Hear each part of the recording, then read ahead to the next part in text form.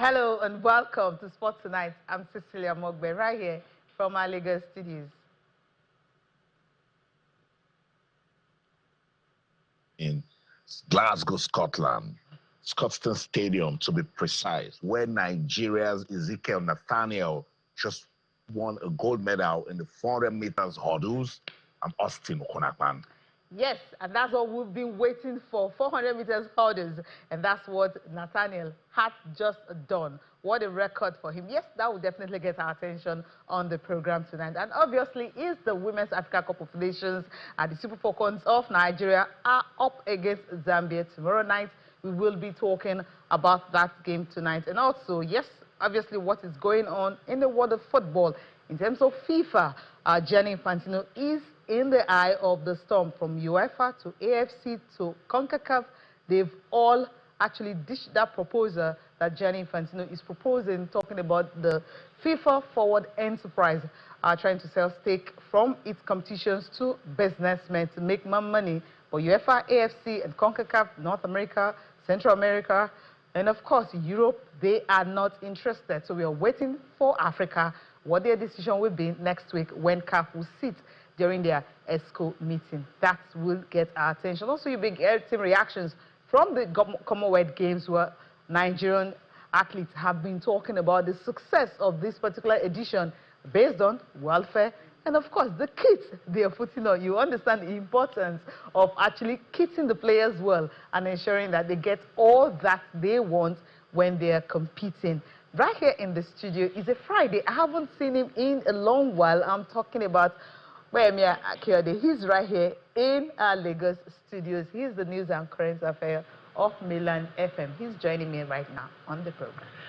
Well, it's an amazing time. What a great time to be here for the Commonwealth Games. It's amazing. I kind of, expected what we're getting right now. Our athletes have been in an outstanding form leading into the Commonwealth Games.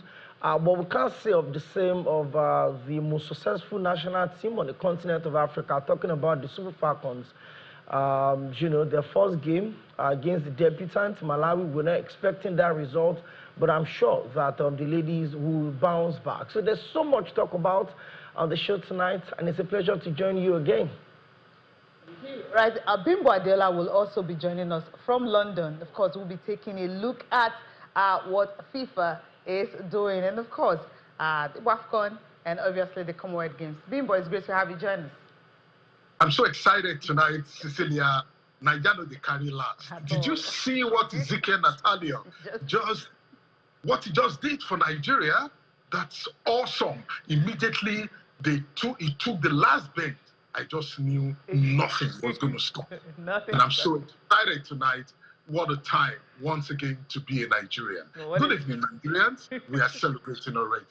We are celebrating right here in the studios because you have to rush in to start the show. All right, let's take a look at some of the talking points coming from the FIFA Forward Enterprise. They plan to actually sell the stakes. Let's take a look at some of the talking points, and from there, we will dwell on this. Now, how many votes does FIFA need to sell the World Cup shares?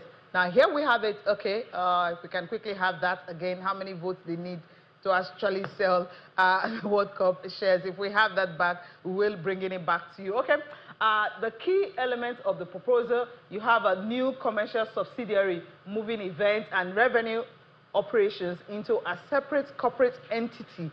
And of course, you also have the private investment. We're selling roughly 20% of the new entity to outside financial backers to raise $4.2 billion. So it's a sign of the dollars that some associations are actually looking at. So this is what it means. And of course, for member association of giving each of FIFA's 211 member federations a one-time $20 million investment opportunity. A lot of opportunity here. And also, for governing control, FIFA insists it will retain sole authority over tournament rules, sporting formats, and governance.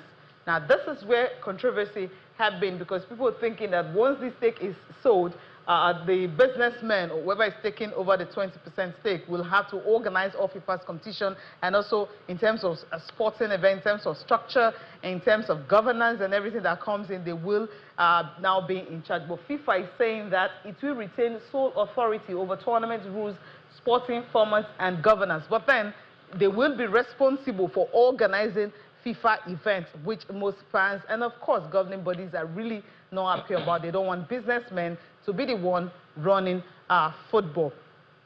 So these are the key elements of the proposal. So under FIFA rules, 106 votes out of 211 member associations are required either to approve or block the proposal. Now, for CAF, you have 54 votes, no decision yet. They'll wait for next week. For AFC, that's the Asian Confederation, 46 votes.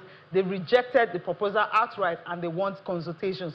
For CONCACAF, 35 votes. They've also rejected the proposal. For Oceania, just 11, no decision made yet.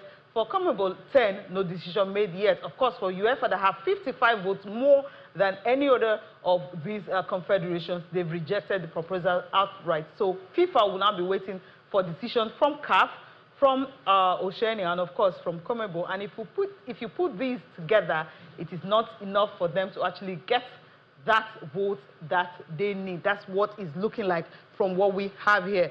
Let me go to Bimbo first, a quick one on this one. I know Austin is, championing on the beat to actually talk about the Commonwealth Games and also Bimbo. But then let's take this out of the way first. This is what we're actually waking up to, since on Tuesday when the whole story came out about FIFA trying to sell a subsidiary, of its enterprise, of a subsidiary of the World Cup stake to an enterprise to organize and, of course, get more money for FIFA. And FIFA happens to be, non-profit organization body. Bimbo, what do you think of this? To me, you just don't take a decision with a fiat without consulting other members of the Federation of International Football Associations. This is not a private interest. This is a world body, and everyone should be carried along before any decision about the future of their countries is made. But what FIFA has done right now is just to do it with fiat, regardless of whatever anyone thinks. This is not a private interest. It's not a private organization.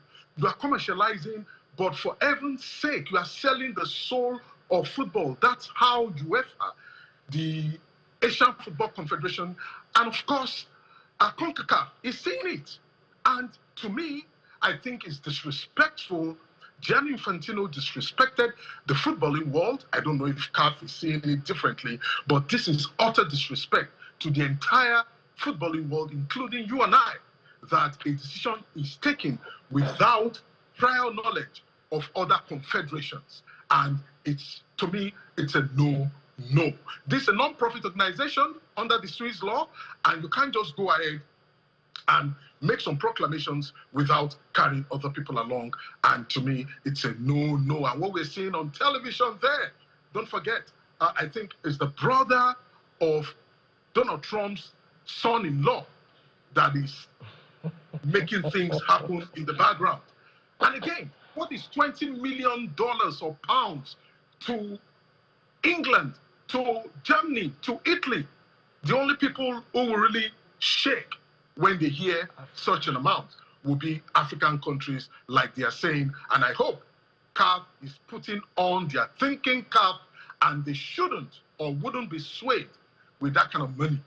And at the end of the day, we all know there are antecedents already when it comes to Africans and football money. I won't say more than that, Cecilia. All right. A quick one on this one before I go to Austin. Austin, obviously want to chip in. I think it's a tough one. Yeah. I'm a business-minded person, and in as much as we want to think that our sport is for the beautiful game, is to unite, is to this, is to that, sport needs money to be managed. And I understand, the reaction, and I really think the Asian Football Confederation had said that they want consultations. That means they've not ruled it out. CAF, you probably want to think that because CAF has a very huge votes at 54, at the second behind only UEFA with 55 votes. So these are opportunities for, maybe Gianni Infantino to reach out to his allies within Africa. But I think at the end of the day, more money needs to come in. And it looks like the times are good for FIFA at the moment.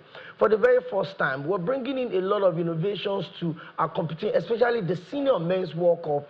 The very first time that 3 countries are going to be hosting it. The very first time we had an expanded version from 32 to 48. And Infantino is already proposing that the next one in 2030 could even have as much as 64 teams. So I think the expansion is something that, hanging fruits that Infantino is putting on the federations. That, you know what, more people will come in, more money will come in. We're looking at the potential of having 3 different continents hosting the 2030 World Cup. We'll have it in Africa, Morocco, Spain, Europe, and of course, Uruguay and I think Paraguay or Argentina. One of those South American countries would also host to celebrate the centenary of the World Cup. So there's a lot going on at the moment for Gianni Infantino and CAF and FIFA rather. So if the business conversation is coming up, maybe more consultation can be made with all of the federation, and we could reach a logical conclusion. But I'm not sure we should throw the idea out. You should. We should. I just want more consultation. I'm AFC right now. I want more consultation. But you're rejecting it also. Well, Austin, the saddest part in this one is that a senior advisor to FIFA President Gianni Infantino resigned, saying that he cannot stand why FIFA considers selling a stake in the World Cup. And he's also a former U.S. Soccer Federation president. So coming from Cordero, so this simply means Gianni Infantino is literally maybe on his own here. He can only try to get people to understand his vision and what he intends to do with his FIFA Forward enterprise. But it's going to be very difficult. At about 4:12 p.m. Nigerian time, I received a press statement, a media release from FIFA, and the subject was clarification of FIFA Forward Enterprise proposal. And you see, and FIFA was blaming the media for incorrect reports. You see, they found a way to make it look like, oh, the media did not put it out properly. And we know very well that this fight, the inner of this fight, is between UEFA and FIFA. FIFA believes that they own football, and they know that the European market is getting bigger and bigger. But don't touch the World Cup. You see, that's what a lot of persons say, that you're going to touch the World Cup and you're going to collect money from Bimbo Adiola, and you're thinking who pays the piper will not dictate the tune. That no matter how you come out and put it in paper that, oh, it's not controlling rights, it's not, my money is in your enterprise. What is in it for me? He has good intention that he wants to help Africa and all of this and all of that. But as Bimbo rightly said, what is it for? What is, in fact, 100 million to England, for instance, to help them with their football? They have the market. That's why England is not bothered whether they win the World Cup or not. If you're having any football economics conversation, if England doesn't walk into that door, you won't shut it. Because they understand the market. So I think Infantino, it reminds me of the Super League, guys. I haven't forgotten all of these talks. It reminds me of the Super League. So let Infantino, the same way that Super League was dead on arrival, let him die this one and go in and carry persons along, and maybe they will understand what he wants to do. And again, can I just chip in something, Cecilia? We're talking about FIFA looking at making more money. Did you know how much money they made at the 2026 FIFA World Cup? They projected, I think they projected about 11. They made 15 billion US dollars. That's huge. So FIFA keeps making money, corporate interests keep aligning with FIFA, they keep partnering with FIFA. FIFA can never go broke. And that's the truth. And they keep widening their financial net, regardless of whatever they are thinking right now. And Austin succinctly put it, just as the Super League in Europe was dead on arrival, this will die on arrival. You know why? UEFA is the main pot of soup of football in the world. And whatever is going to happen without these guys giving their blessings, I'm sorry, nothing is going to fly. And that is what we're seeing right now. And for Africa, you can always dish out money to Africa or dole money to African countries. And of course, you ask yourself at times, because we are Africans, at the end of the day, we are Nigerians. What have we done with all the monies that have been doled out to us? Okay. Many questions, no answers. Yeah, many questions, no answer, because FIFA usually don't monitor the money that is being given to these associations. It's not left for them. It's only the FIFA Forward programs. That's the one they monitor, because they want to see the investment and see what you're doing with the money. But every other thing, profits from the World Cup and all others, well, we really don't know what they would do with the money. You wanted to chip in something before we leave this conversation. Yes, just 30 seconds. Yeah, I think Bimbo took it out of my mouth. Okay, all right. It's going to be tough for Gianni Infantino to get this through without UEFA. See, combine all the other federations' votes. You see this 55 from UEFA. He literally he pushes down every other vote in that space, and you need UEFA to be in line with whatever decision you want to say. But again, I don't think we should throw the entire idea out. Okay. Let us sit back, listen to more consultations and see whichever one can make more money. Do you want to buy tickets for $1,000? Because they'll be hosting the World Cup and the Club World Cup. See, the truth of the matter is that they'll buy it. The people that would buy it will buy it. Okay, people like us that can't afford it will stay at home. So let's leave. I know we can actually. This is a conversation that will obviously continue for a long, long time until the proposal scales through or it doesn't. All right, now let's move to the Women's Africa Cup of Nations, but that will be after this break.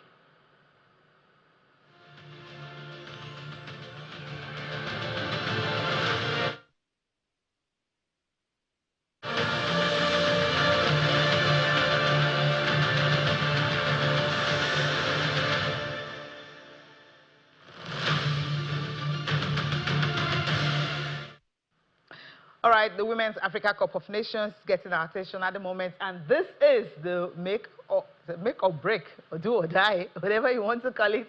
Now, the Super Falcons of Nigeria against the Copper Queens of Zambia. This game is 9 p.m. tomorrow, Saturday, Nigerian time. So they have to win this to continue and stand a chance of getting a ticket to the World Cup. Let's take a look at the head-to-head records between these two sides. Now, for the Women's Africa Cup of Nations, when they met last year, July 18, it was Nigeria 5 and Zambia 0. In 2022, Zambia beat Nigeria by a lone goal. In 2028, that's 11th, when the Nations Cup used to be held November, December, it was Nigeria beating Zambia by 4 goals to nothing. And of course, in 2014, Nigeria beat Zambia 6-0. So it's been all massive win in the part of Nigeria, and Zambia have been able to beat Nigeria by a lone goal, and that was in 2022 when Nigeria failed to win the Women's Africa Cup of Nations. So this is the head-to-head record for the games. Now, the big question now is, I'm going to go to Austin first, right? For the Super Falcons, there's a lot at stake here. But maybe we'll have to listen to the coaches. The coach, Justin Madugu, and Chairman Nandozie talking earlier today ahead of the game against Zambia. And of course, from there, we'll have our analysis and we'll get reactions from the guests in the studio from what he has said. The mood in the camp is okay. Everybody is looking very bright, and we've gotten over the incident that happened in the last game, and then we're looking forward to the next game tomorrow. We're not using the results of last year to make our assessment. We're looking at currently what is the Zambian team doing, what is their current status. Of course, we are well aware that their confidence will be boosted by the victory over Egypt, just as we too are pained by the defeat of the last game. So we will not also want to approach the game in a manner that will look defeatist. We are coming out also to ensure that we get the result that we want. Any game you play, your ultimate goal is you want to win. So we are also coming out against them because we know what is at stake. It's an outright win or nothing for us. So we're not taking it for granted by any means. This is not my first time making a mistake in a game. You know, it has happened in the past, and if I had kept my head down, I wouldn't have continued. You know, I just also want to say thank you to everyone who believes in us, who has been wishing us well, who has been praying for us. And moving forward, by the grace of Almighty God, we'll try to, I mean, we've been learning a lot since the last game, and hopefully the next game we'll try our best to make sure we get things correct. You know, if you do 100 good things and if you do one wrong thing, they will use it to they will use the one wrong thing to cover up the 100 you've done. You know, and you know, being a goalkeeper is very, very difficult. This is the most difficult position because when a striker makes a mistake, nobody sees it. When a midfielder, a defender makes a mistake, nobody sees it. But when a goalkeeper makes a mistake, it goes to the net. So, you know, it's not an easy position to play. I'm 100% okay. I promise you that the comments, everything is not getting to me at all. My teammates, the coaches, some good Nigerians, they've been behind me, they've been cheering me up, they've been doing everything they can to make sure I'm good. And trust me, I'm 100% okay. Yeah. She is good to go. The criticisms were loud. Yes, it was loud.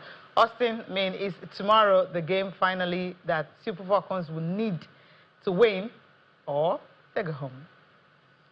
Yeah, I've called it a win, match for the Super Falcons. Let's see if they can, display good character and, bounce back like the champions that they are, and I'm glad that now the social media usage has dropped. So nobody is dancing too much now, and everybody understands now that, hey, we can be beaten if we don't give, complete focus and keep our eyes on the prize, So I'm confident that they can do the job against Zambia. I won't lie, I love the responses from Coach Justin Madugu and the team. And Chiamaka Nnadozie, just as you mentioned, all they need now is our support. Bimbo Adiola, the only thing we can do as fans, supporters, followers, lovers of the sport is to support them to bounce back, isn't it? I tell you, actually, I'm one of the fans, big fans of Chiamaka Nnadozie. And I saw the game, I saw the mistakes. Well, they're all in the past right now. But I tell you, beyond what we saw on the field of play, this is a team that was not well prepared. Some weeks ago, Austin and Cecilia echoed this sentiment. Don't forget, they were not well prepared for the tournament. That is in the past. The game must be played tomorrow, and Nigeria is condemned to win. Brings you back to 2002, if you remember the African Women's Championship then. Our very first game of the tournament, we lost to Ghana, 1-0. It was Sam Okodu that was in charge of the team way back then. And the girls just dusted themselves up, and they got back, and like the Falcons that they are, they started soaring again. And the same Ghanaian team that beat us in the opener of the tournament, Nigeria beat them in the final, 2-0. So everything is still open, but then you have to think of Bandra. You have to think about a team that walloped another 6-0. The way they're thinking right now is awesome, and the confidence level of the Zambian Shipolopolo should be sky high right now, hitting the ceiling. So Nigeria must be ready. We are condemned to win, and win we must tomorrow against the Zambians. And I hope these girls will really do well. I'm a fan of the Super Falcons. I'm a fan of Chiamaka Nnadozie. The past is in the past. Let's look forward to a better and brighter tomorrow. And I want to believe these girls will be back. Hopefully, they should beat Zambia. Hopefully, They should. they should be Obviously, Cecilia, a quick update. Yeah. Men's 200 meters just concluded for Udodi Okwusiruke. Tight race. I knew that South Africa's Dambile will push, and he eventually won that one. It was a tight race, and Jamaica's Christopher Taylor finishing with the bronze medal. So silver for Okwusiruke in a time of 20.09 seconds, while Dambile ran 19.96 seconds. Silver, I would take it for 200 meters for Okwusiruke because that is a fantastic performance for him. Right, we're going to go into the Commonwealth Games shortly. We'll have time to dwell more on that. Let me quickly throw the question here before we wrap up the Falcons in the studio. Okay, what do you want to see in tomorrow's game, really? What do you want to see? It's different from what they did the last time, because the coach was talking about him playing highliner football, and he wanted to, try and control them, beat them on the counter and get it. But hey, when you're playing against Temwa, Chawinga, and then you have to beat her sister Journey. He's had to play such Highlander football against those two sisters because they are very quick and fast. I just want a response. I just want a champion's energy returning tomorrow. No disrespect to Malawi, but I mean, for a team that was making a debut at the AFCON, at WAFCON, I mean, you would expect that it's supposed to be. I remember I predicted that game before the match, 3-0 clean sheet for the Super Falcons. Have you seen the Zambia women play? See, have you followed their team, the no, girls? I'm talking about Malawi now. No, Malawi. Yeah, I'm talking about Malawi. Have you been monitoring the Malawians? I understand where everyone is coming from. But when it comes to WAFCON, I understand that African teams are also trying to catch up with the Super Falcons. They are the standard. They are the team everybody wants to beat. From the Queens, Black Queens, but the Bayana, everybody wants to beat the Super Falcons. So the energy is different on their side when they are playing against them. But against Zambia, between 2014 and 2025, we met each other 4 times. We scored 15 goals against them. We considered only one against them. So I'm not. Yeah, they won their game 6-0. The Super Falcons lost their match. But again, you're talking about the best goalkeeper on the continent of Africa. We're talking about one of the best goalkeepers in the Women's Soccer League in England. She's won Goalkeeper of the Month for Brighton. And we're talking about arguably one of the best male coaches on the continent of Africa. And so we have everything we need to go into this game. We've got Champions League winner in our squad. We've got people that have played at the top level for Barcelona, for Arsenal, for Liverpool, for Atletico Femini. So what else do you need in terms of quality? So we can't deny that quality. Whatever happened in that game against Malawi, maybe we underrated them, maybe we didn't see them coming, maybe they had more energy, more hunger in that game. We had a lot of mistakes that we needed to fix. Fact. But against Zambia tomorrow, we don't need to tell the Super Falcons what's at stake. You know what you enjoyed the last time you won the WAFCON? You still have $100,000 still hanging somewhere with national honor, with landed properties. You know that if you win this one again, making it 11, it's unprecedented. You don't like the fact that you have 10 stars around the logo of the NFF. It should be 11. So I'm not sure the girls need more motivation. Go out tomorrow.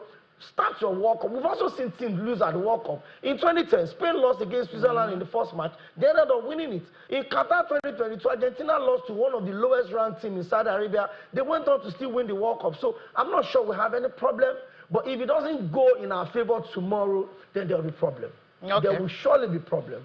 All right, we do not want problem. Before we close WAFCON, let's just take a look at Thursday's Group A results and also slides of Group A standings after 2 games. If we have that quickly, we'll just go through that before we close the Women's Africa Cup of Nations. And just earlier this evening, South Africa had to come from 2 goals down to draw Côte d'Ivoire. So that's how big women's football is getting. You can't just come in and beat any team like it was predicting 3-0 against Malawi. Now, Group A, Senegal and Kenya. Senegal won by a lone goal, and Morocco had to leave it so late to beat Algeria, also by a lone goal. So now, at the end of Group A, let's see how the table is looking like at the end of match day 2 for Morocco. After 2 games, 2 wins, of course, no losses. They've scored 5 goals so far, and they are on 6 points from 2 games. Algeria also 2 games, 1 win, 1 loss, and goes the point 3, of course, just 1 goal, and that was against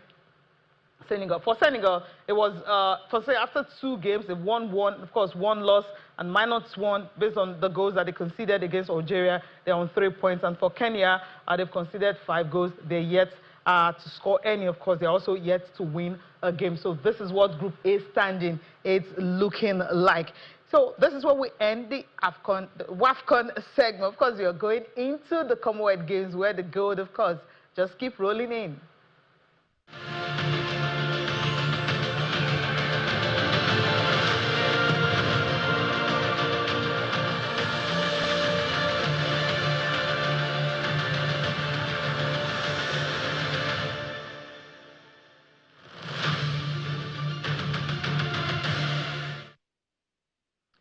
So it's gold medal for Nathaniel Ezekiel. I mean, this is a good one for him in the men's 400 meters hurdle in Commonwealth Games in Glasgow. He stormed to a resounding victory of 48.47 seconds, beating Jake Mashall, who ran 48.99 seconds.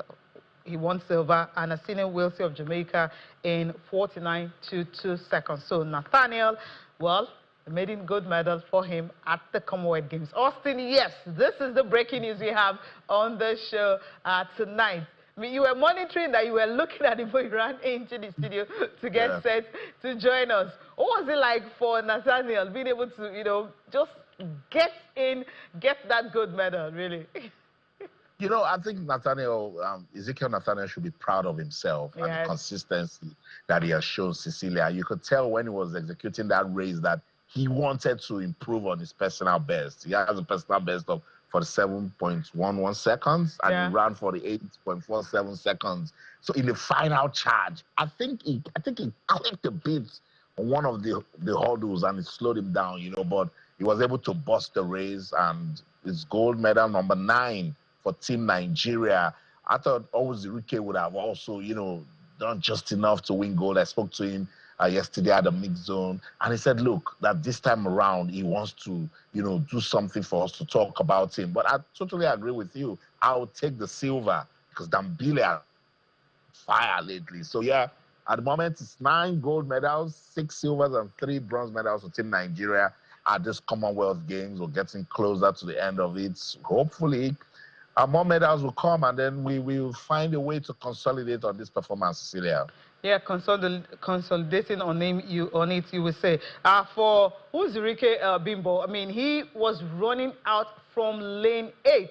I mean, so that's why I say we will take the silver, because for you to be able to run out from lane 8 and finish second, I mean, it is difficult, Austin. I mean, you've been covering athletics for a very long time now, you know, especially on track. When you have that lane, it's a very difficult lane to execute and then get into the top 3, except you are at your very best. Definitely, and he just hit it on the head, the nail. The execution, the bend is always very crucial when you are in the 8th lane. That's number 1. Number 2, I just quickly went through the race, and this guy, the finishing was awesome. The last 30 meters, he powered from the inside to get that second place, and the silver looks like gold for Nigerians. And Udodi is a guy who keeps improving, and I don't think we've seen the best of this guy at all at the world stage. This is the Commonwealth Games, and it's not for the world yet, and the guy is just still knocking on the door. And I must say, kudos to him.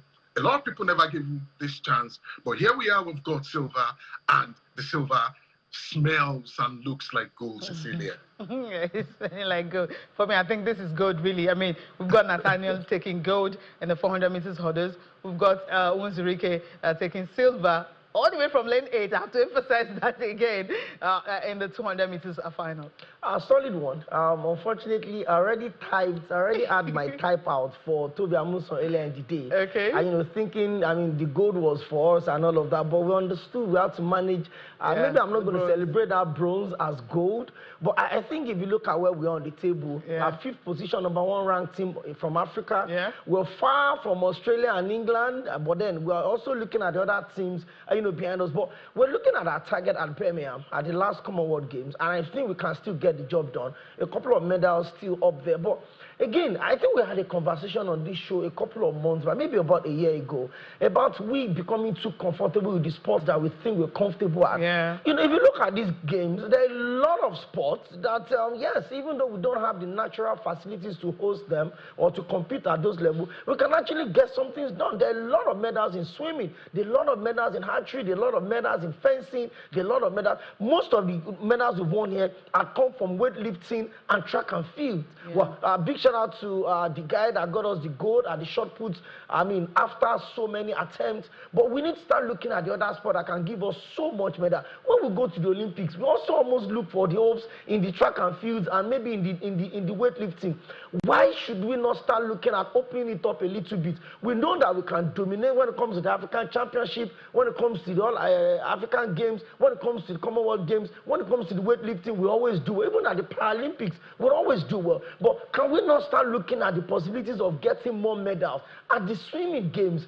Even at the Olympics, I'm not sure if there are other sports that has more medals than swimming at the Olympic Games. I understand that we're celebrating. I understand that we are, you know, we're looking at a silver that feels like gold. And we're looking at the fact that we have 9 gold medals, 5 bronze and 3 silver, 5 silver and 3 bronze medals. We're looking at the possibility of probably getting better than we did at the last Commonwealth Games at Birmingham City. But we need to also start looking at the fact that, listen, we may not always be lucky when it comes to the track and field, when it comes to the weightlifting. Why don't we start looking at, developing young talent, looking at the school sports, sport games, catching these grassroots, athletes and making them know that we are good with athletics at the weightlifting, but there are so many other sports at the Commonwealth Games, at the Olympics, that we can also do well. We're celebrating Team Nigeria. We hope that they get more medals before the game ends, but we also need to start telling ourselves the truth. We cannot continue to rely on our strength, ignoring that we can also explore so many other possibilities. Yeah, I mean, you're spot on right there. And of course, tomorrow we will be looking forward to the mixed relay team, 4x400 meters, seeing how they can win gold, because they ran the fastest time in the Commonwealth Games history. Remember, it's making a return. It's making history. Inaugural mixed relays, and Nigeria set a record, created their own record, entered the record books, and so tomorrow we'll see what they can do to see if they can win gold in that one. We have Ogazi. Ogazi will also be running the 400 meters. Tomorrow is going to be really busy. Austin, tomorrow is going to be a busy day for Nigeria. Now, take this from me, because I'm just trying to remember all the races that will be. I mean, for Ruth Usoro, she is in the long jump final. The mixed relay team also, the 400 meters also. I mean, this is going to be something else on Saturday. Yeah, and we're expecting so much from track and field tomorrow, and Rike and Nathaniel, they've put us in the mood. Ruth Usoro, unfortunately, she's the only one that will be out there, doing her thing. I wish we had Christina also, doing ours. And I'm so proud of the mixed relay team just coming to this Commonwealth Games, and you're already giving us a games record in the heat, Cecilia. It's something that we can look forward to. But you see, when we're approaching the end now, what we should try to do is not to put pressure, because I know every day NSC will be reminding them, if for nothing, NSC does not get their 16 gold medals target, they want to surpass what we did at Birmingham. There is no table tennis here. There is no wrestling here. I think what we need to do, and this is an opportunity again to reflect. So after tomorrow's event, irrespective, I'm looking forward to seeing what we can do with the relays, because I think we've prepared our men's team so well, and it's time to check it. But Bimbo, where I'm going to is this: no pressure. No, before we go there, it's important to note that with track and field, we have also started something that we must consolidate upon. Temitope Adesina is the first Nigerian to win a medal at the Commonwealth Games in high jump. Tells you that we can do something with that. I caught up with her. Cecilia, you mentioned that all of them, the vibes looks good. They are happy. And if common kids, I say common because it shouldn't be a problem. Common kids seem to be motivating our athletes, then there's something wrong. Let's listen to Temitope Adesina on the show tonight. Before coming to Commonwealth Games, I have it in mind to put all the productive athletes that's going to compete in the game on their toes. Like, that's what I only want to do. Even I don't practice in the rain, because we have indoor back in the US, so whenever the weather is like that, we just have to move to the indoor track. Yesterday was my first time competing in the rain. I'll keep saying this wherever I'm going. Thank you, Coach Kola Adebayo. It discovered me from the Baba Jemu Premier Lotto. Yes, it discovered me. Having a coach really helped me a lot, because the last Commonwealth Games, I placed 10th. Yeah, I don't have a coach. I'm just there by myself, like just people that are willing to help, like they stand in for me as a coach. But a layman cannot be a coach. But there's difference between a technical coach and a sprint coach. What I want to say to some people, they might feel like just kit, but to me it's not just kit, because putting on the kit, I'm so comfortable in it. When I got my bag, my stuff, I was so surprised I could get stuff should I say my lanes, my size. I was surprised I could get it, because the one they normally give me was it's not even up to the ground. I have to sag to make it not obvious, stuff like that. But I'm so happy they could provide something comfortable. And to me, the kids encourage me more, because I'm keeping this. If it's the other kids, I give it out because it's not my size. But this one that I'm putting on, so I'm keeping this because it's my size. Look, when I was doing this interview, I was just like, Priscilla, I was saying basics. You would be so shocked that because she felt good wearing a proper kit. It motivated her. And again, you see Nigeria, we went to last Commonwealth Games in Birmingham and she didn't have a coach, a country. But Diola, let's wrap it up. I'll tell you something, Austin. Back in the day, when I started covering the Super Eagles now, when the foreign-based players are in camp alongside the local players, when you see the way these guys are kitted, the kits that they bring from their clubs, it's enough to make these guys want to go hiding. Now, in athletics, when the likes of the names just skipped right now, when you get to the national stadium and you see them changing their clothing, and the guys that are home are intimidated. Now, these things, you think they are simple, you think they are nothing, but they go a long way. This is a raw talent that is shaking the world right now. She's the third best in the entire Commonwealth of Nations. Absolutely. There's a lot. Before now, they never used to have good kids, and it's enough to demotivate if there's any English like that. But right now, the motivation started from the day they started unpacking their kids. I want to do well for Nigeria with what I'm wearing. Nobody can intimidate me when I get on the field, when I get on the tracks, and I'm able to do it. She said it. And you what is listening. That's the little thing. And hey, I don't hail administrators in Nigeria. They know I'm one of their greatest critics. But hey, Bukola Olopade and Shehu Diko, thank you for this. Thank you for making our athletes smile even before the competition started. That lady was already motivated and inspired even before she jumped. Yeah. That's it. And those are the little things that matter. Those are the little things that matter. And before you know, it's not just about the money at the end of the day. It's about making them feel like human beings, like the others who are representing other countries. So now, as they are unboxing, they are dreaming, and the dreams are becoming a reality. And I'm so excited today. And my takeaway today, please, Austin and Cecilia, let me just celebrate Nathaniel Ezekiel. It's my takeaway. This guy is 23, and you could just follow his trajectory from the World Championship when he was 4th up onto the Grand Prix everything. And this guy is now the king of the Commonwealth. We can't wait to see him become the king of the world. Yeah. Bimbo Adiola, thank you so much for your time on the show tonight. Unfortunately, you used to catch fire when we were about to end the show. but it's all good. Thanks so much for your time. We'll catch up with you again next week. Thank you. Thank you, Austin. Thank you. Naija the carry last. At all. Shout out to Ezekiel Nathaniel. What a story. You know, Cecilia, when he got so close to being on the podium at the World Championships, where we all felt it because we know the sort of work that he has put into his athletics. So that's it. Team Nigeria doing well, the 8th of the 2026 Commonwealth Games. We'll see what they will do tomorrow. That's the show right here. Scotstoun Stadium, Glasgow, Scotland. I'm Austin Okonakpan. In everything you do, remember, keep talking. Bye for now. I mean, they forgot that there's news at 10. Thank you so much for coming on the program. Yeah, it's a big weekend, especially tomorrow. The Falcons 9 p.m. And there's so much athletics for Team Nigeria at the Commonwealth Games. We hope that we get more medals to end, as high as we can. Thank you very much, Cecilia, for having me on the show today. Thank you for coming. Well, thank you so much for watching. I'm Cecilia Omogbe. Do have a fantastic weekend.